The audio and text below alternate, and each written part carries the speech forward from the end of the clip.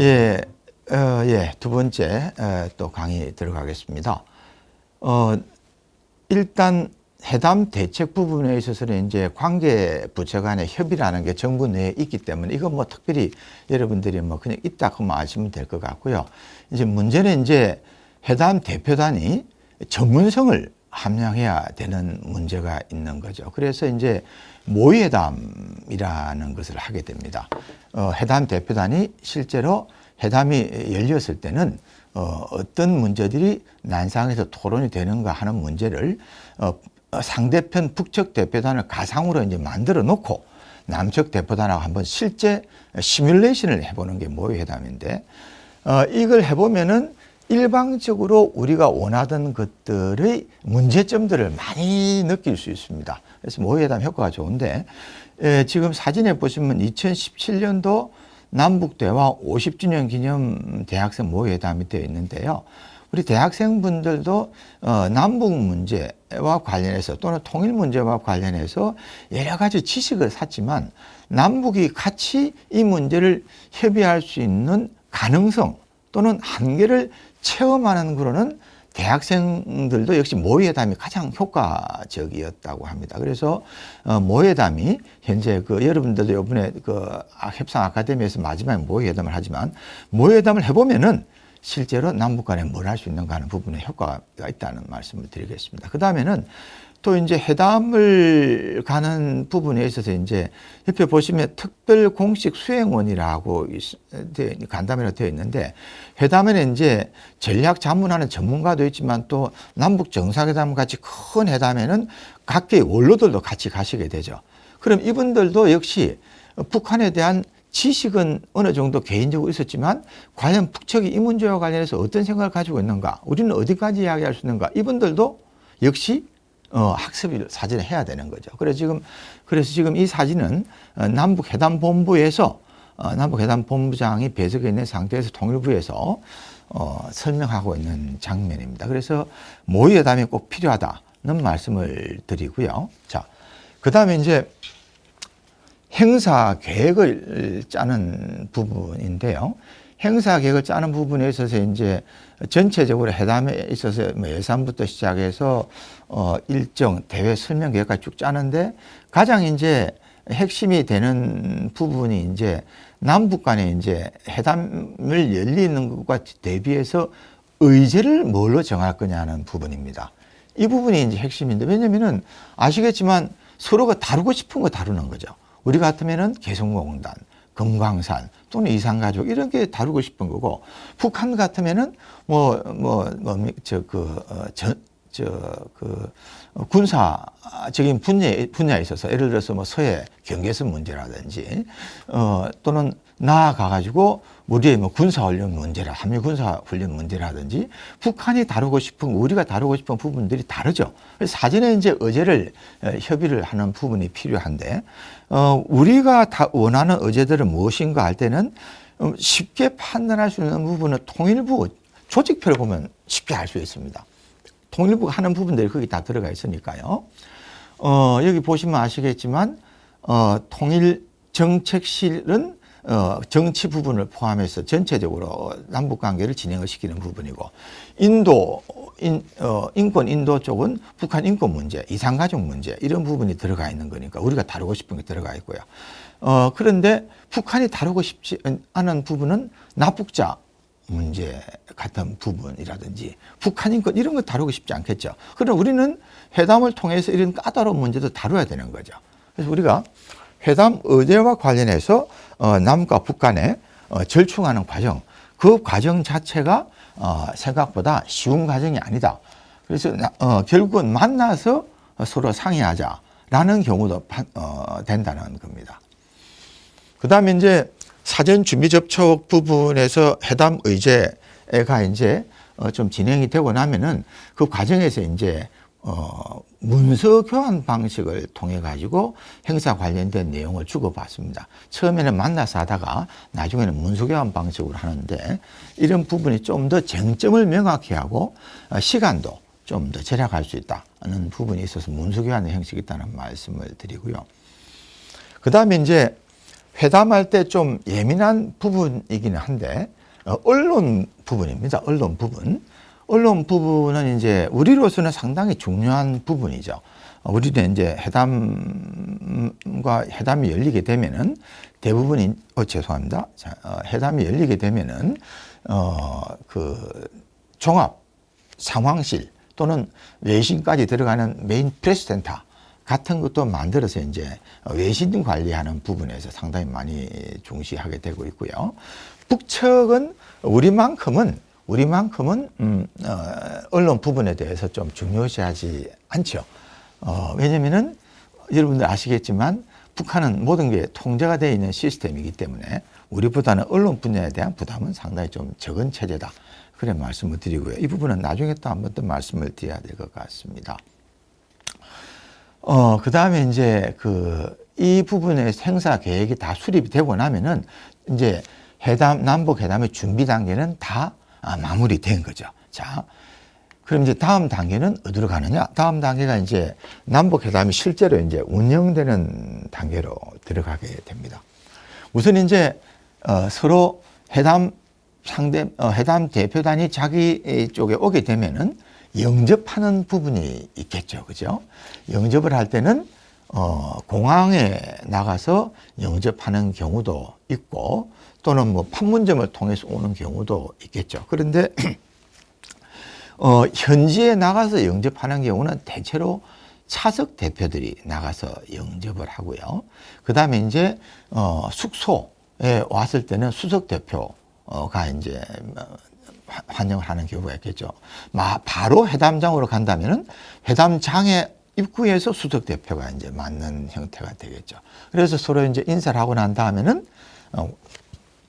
회담장 각자 이제 환담장에 들려가지고 환담장에서 환담을 나누면서 이 부분이 이제 기자단한테 공개가 되는 거죠. 그런데 대부분 이제 이 과정은 수석 대표 중심으로 발언이 진행이 되고 다른 대표들은 옆에 배석하는 형태가 됩니다. 여기까지는 뭐 여러분들이 일반적으로 아시기 때문에 특별히 뭐 중요한 건 아니지만 사진을 통해서 한번 돌아볼 의미가 있는 부분은 좀 있습니다. 어떤 거냐면은 아마 첫 번째 사진이 제1차 남북 정상회담 때 파격적으로 김정일 국방위원장이 공항에 영접을 나온 겁니다. 예상을 못했죠. 아마 이때가 전 세계 매스컴이 놀랐던 순간이었죠. 아까 말씀드린 대로 공항에 영접이 차석이 나오게 돼 있는데 옆에 사진을 보시면은 제2차 남북 정상회담 때는 김영남 상임위원장이 나왔지 않습니까?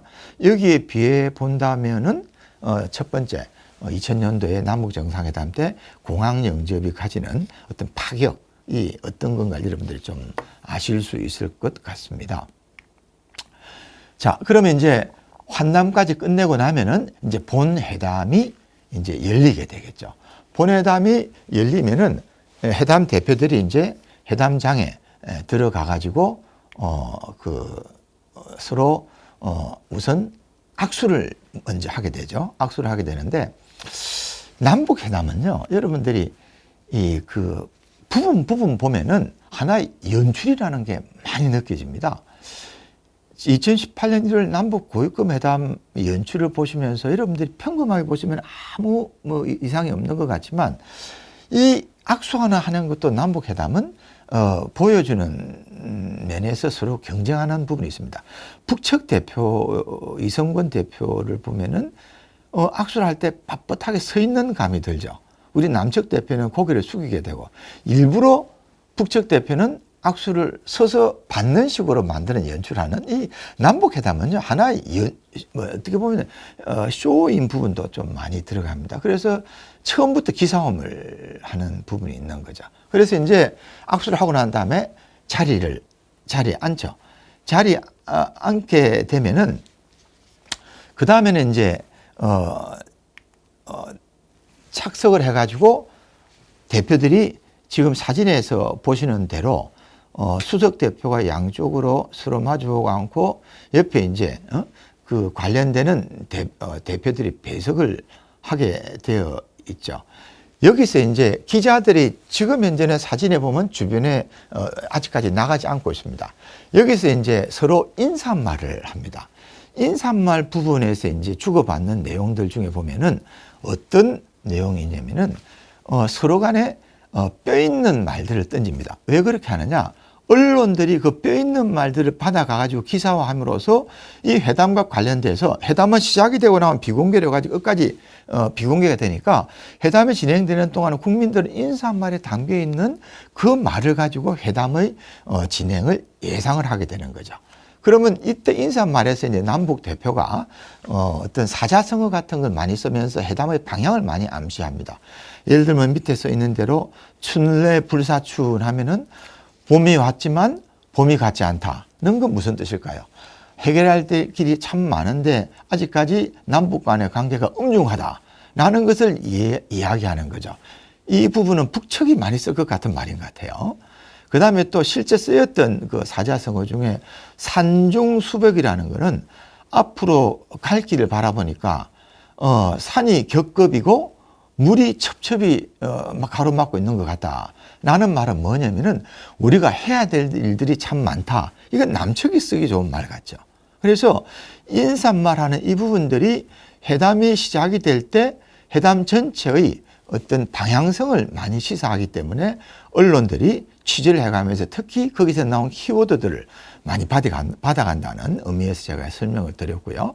이런 인사말이 끝나고 나면 이제 기자들이 퇴장을 하고 남북 간에 이제 서로 간에 대화가 시작이 되는 거죠.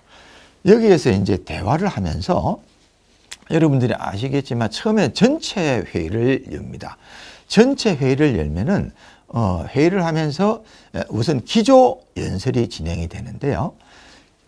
예전에는 기조 연설이라는 걸 가지고 우리는 오늘 회담에서 어떤 것을 이야기하고자 합니다. 라는 말을 밝혔는데 그리고 서로 주고받았는데 김정은 위원장 시대에 와가지고는요, 남북회담이 상당히 실용적이고 또 신속한 형태로 바뀌어가지고요, 기조연설 하는 것 자체를 하지 말고 그냥 기조연설을 주고받자.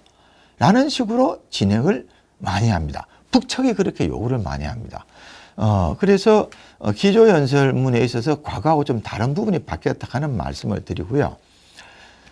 자, 그 다음에 이제 또 하나 말씀을 드릴 부분은 회담이 회담에서 기조연설문을 주고받으면 그거로서 이제 서로 간에 오늘 나는 어떤 이야기를 하고 싶다라는 게 일단 서로 간에 던져졌잖아요. 그죠? 던져지고 나면은 그 다음 단계, 자, 그러면 이제 본격적으로 우리가 논의에 들어갑시다 라는 논의로 들어가는 거죠. 기조연설은 일방적으로 상대편한테 이야기하는 것이니까. 그러면 논의에 들어갈 때 이때 대표단이 유의해야 하는 부분이 있습니다. 그게 뭐냐면은 서로 간에 자기가 원하는 주제를 먼저 이야기하고 싶어 합니다. 그 순서 정하는 데서 자칫 밀리면은 상대편 주제만 실컷 이야기하고 거기서 결렬이 나거나 결과가 안 좋으면은 정작 우리 편이 하고자 하는 이야기는 꺼내지도 못하는 그런 아주 어처구니 없는 불상사까지 생길 수 있다는 거죠. 그래서 회담 의제 논의를 어떻게 할 거냐, 이 부분이 상당히 중요합니다. 수석 대표가 특히 이 부분에 대해서 유의를 해야 되는 겁니다. 예를 들면은 서로가 이야기하고 싶은 게 있으면은 하나씩 돌아가면서 의제를 순번대로 이야기하자라든지, 또는 특히 주의해야 될 점은 회담 전체에 영향을 줄 수 있는 상대방의 의제를 그냥 덜썩 받아가지고 회담 전체가 시작부터 난항에 처하지 않도록 큰 문제는 뒤에서 다루고 우리 우선 이야기할 수 있는 문제부터 다루자라든지 와 같은 방식으로 회담을 어떤 식으로 끌고 가느냐는 부분에 있어서 의제 논의 순서, 이 부분에 대해서 수석 대표는 상당히 신중하게 그리고 아주 합리적으로 조리 있게 대응해야만이 회담 진행에 있어서 첫 단계가 좀 넘어갈 수 있다라는 말씀을 드리고요. 그러면 이제 전체 회의가 진행이 되는데 수석 대표가 주도를 하지만 이제 같이 간 대표들 있지 않습니까? 대표들은 예를 들면은 체육회담이면은 뭐 체육부 차관이 되실 수도 있고, 또는 평창올림픽 문제를 다루면은 여기에 나와 있듯이 뭐 문화체육부 쪽에서도 할 수가 있는 거고요. 문화관광부에서 할 수도 있는 거고요. 그래서 의제가 조금 더 전문적으로 들어가게 되면 대표분들이 이제 자기가 이야기를 할 부분이 생기니까 수석 대표의 전문성을 보강하는 차원에서 이제 회의에 참가를 해야 되는데, 중요한 부분은 수석 대표의 동의를 받지 않고 발언을 하는 것은 극히 조심해야 된다는 부분 하나 말씀을 드리고요. 여기서 이제 또 하나 회담의 진행과 관련해서 말씀을 드리고 싶은 것은, 북측의 회담 언어는 상당히 공격적이고 또 건조하고 또 상대방에 대해서 그 어떤 존중하는 단어는 극히 잘 쓰지 않습니다. 누구누구 선생 이런 식으로 이야기를 하는데, 우리 대표들은 습관 중에 하나가 수석 대표님 하는 상대방을 존경하는 말들을 많이 쓰거나 하셨습니다 라든지는 용어를 쓰는데, 상당히 건조체로 쓰지 않고 회담을 우리가 평소에 하는 남한 내에서 하는, 우리 한국 내에서 하는 식으로 발언을 하게 되면은 회담의 분위기에서 뭔가 좀 밀리는, 사실은 회담은 기싸움의 성격이 많기 때문에 그런 우려가 있다는 부분도 회담 대표로 참가하는 분들은 꼭 아시면 좋을 것 같습니다.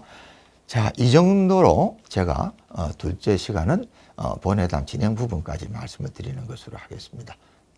예, 감사합니다.